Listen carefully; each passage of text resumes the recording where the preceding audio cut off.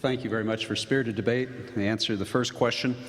Amity and John will now have 5 minutes each to answer tonight's second question and 3 minutes each to offer a rebuttal. And that second question is this: what are the lessons from the 1930s that we should be applying today?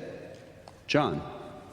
Well, I was starting to talk about this a little bit. I think the first lesson is you don't worry about the deficit in the middle of a severe downturn.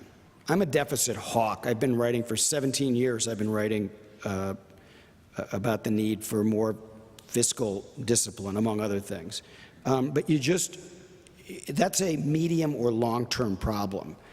It is Hoover economics to worry about that in the middle of a downturn. That's how the crash turned into the Depression, was that there was bad trade policy, the Smoot-Hawley tariff and some others, but the gold standard and the idea of fiscal restraint were disastrous policies in the early 1930s, and were they applied today would be equally disastrous. The second is, as Amity mentioned, quoting Rahm Emanuel, the White House Chief of Staff, a crisis is a terrible thing to waste.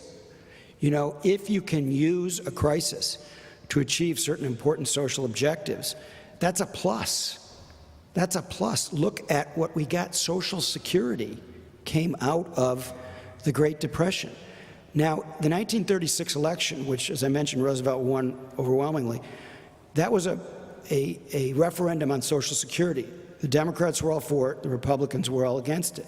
The American people hadn't even yet begun receiving their Social Security checks, but they had faith in Roosevelt, and so they knew that those checks would eventually come.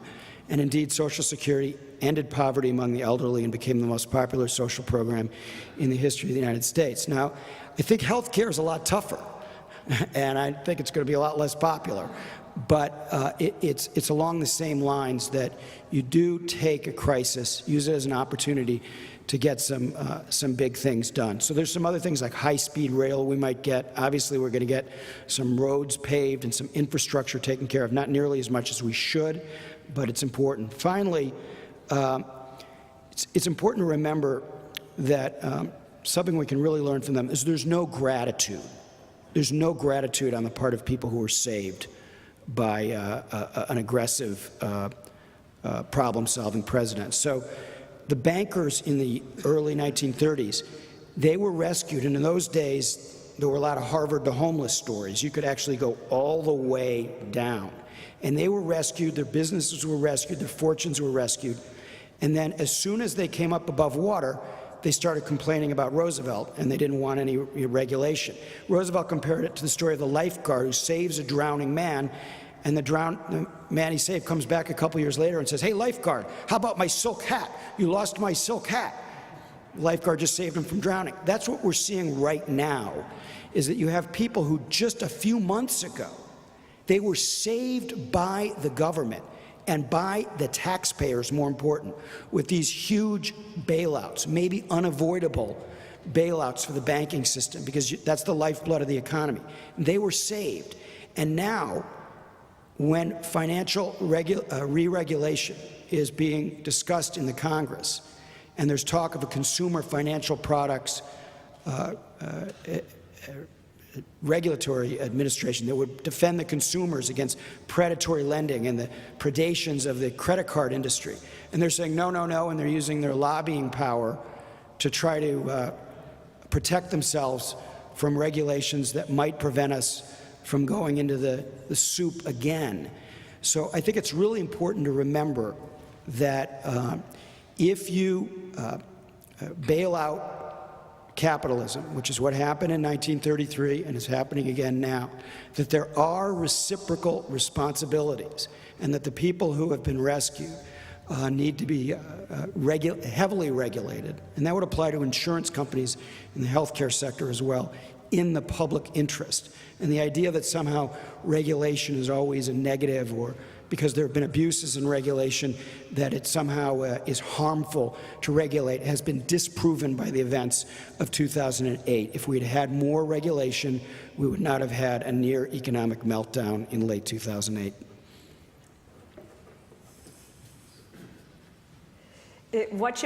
I'm going to try and counter on the economics in my rebuttal.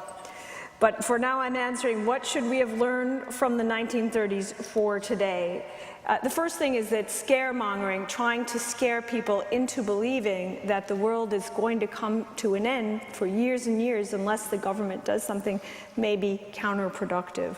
The second is that local community matters a lot when you're in trouble. Local community and the community aspect of the country carried us through. In The Forgotten Man, I talk a lot about clubs, Rotary, Alcoholics Anonymous, what we did for each other on that level in a hard period. The third is that the individual matters more sometimes than the government planner and may see the economy better than the government planner. Jonathan said earlier that I don't even remember exactly what you said, John, but something that everyone had the view that they were grateful for the New Deal. I want to read you a poem by Ogden Nash, the humor poet, about the New Deal and its planning aspect and how it was intruding on the agriculture in this instance. Mumbledy pumbledy, my red cow, she's cooperating now. At first she didn't understand that milk production must be planned, but now the government reports she's giving pints instead of quarts. There was a deep understanding in the country that this didn't make sense. They might go along with it. Maybe some people said there was going to be revolution, but there were plenty of people who believed it didn't make sense and who would believe that now as well and are saying it. Another thing that matters, and that we should listen to them, is really when you're asking about today. The price of labor matters very much. We always treat this, well, as sort of macro event, labor up and down, everything else will adjust. The experience of the 30s was that that was not so, and that high wages mattered a lot. Then it was the unions, now it's not the unions, but it is the mandates, for example, for health care. When we say, maybe I won't hire another person this month, maybe I'll wait and see about the health care bill, that's really the equivalent of what those who did not hire in the later 30s were saying, maybe I'll wait it out and see where the Wagner Act goes and see how high I must pay labor. That labor prices, when they are too high, make the recovery choose to stay away. The taxes matter on the margin.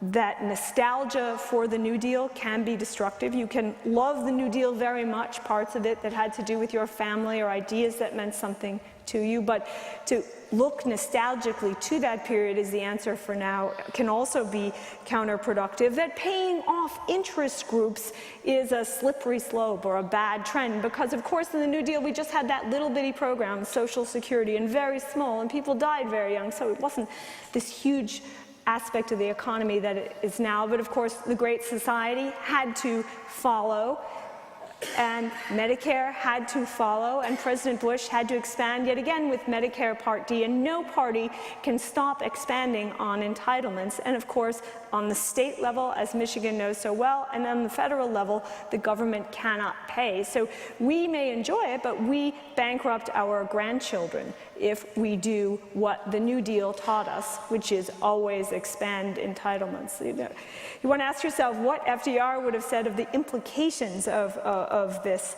We were talking at lunch and people said, well, how can we know what it would have been like had there been no New Deal? Fred Wooden said, oh, that's a counterfactual.